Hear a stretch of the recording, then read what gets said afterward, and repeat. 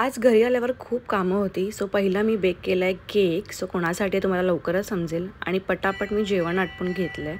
जेवणात मला भेंडीची भाजी फार आवडते. सो आज थोडी वेगळ्या पद्धतीने भाजी केली आहे. सो भाजी आटपलेली आहे आणि बाकीचं जेवण पण पटापट आटपून घेतलं आहे.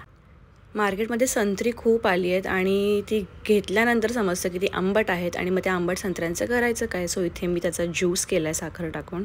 तोही खूप छान लागतो. आणि इथे मी आटपून घेते केक. सो हा केक आहे अमृता मॅमसाठी.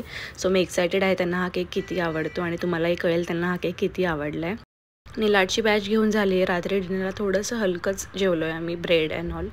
सकाळी थोडे फ्रूट्स खाऊन मी निघाली आहे अकॅडमीमध्ये. आणि इथे नादब्रह्म इडली खाल्ली आहे. इतकी सुंदर इडली मी फर्स्ट टाईम खाल्ली आहे. माउथ मेल्टिंग इडली आहे. त्यासोबत एक चहा झालाच पाहिजे. चहा झाल्यानंतर आम्ही पोचलो अकॅडमीमध्ये. प्रॅक्टिस वगैरे सगळं झालेलं आहे आणि आता टाईम होता केक कटिंगचा. सो केक कट झाल्यावर तो 5 मिनटात गायब झाला. मॅमला तो इतका आवडला, सगळ्यांना तो इतका आवडला की सगळे खूप खूप प्रशंसा करत होते. सगळे केकची तारीफ करता शकत नव्हते आणि मला हे बघून खूप आनंद झाला की सगळ्यांना मी केलेल्या मेहनतीने केक तो खूप आवडलेला आहे. आणि आता अकॅडमीमधून निघालो आणि ते राजमाता वडापाव खूप फेमस आहे. यासोबत मस्त एक ठेचा आणि पिठलं वडापावसोबत मिळतो. खूप सुंदर आणि स्पायसी वडापाव होता.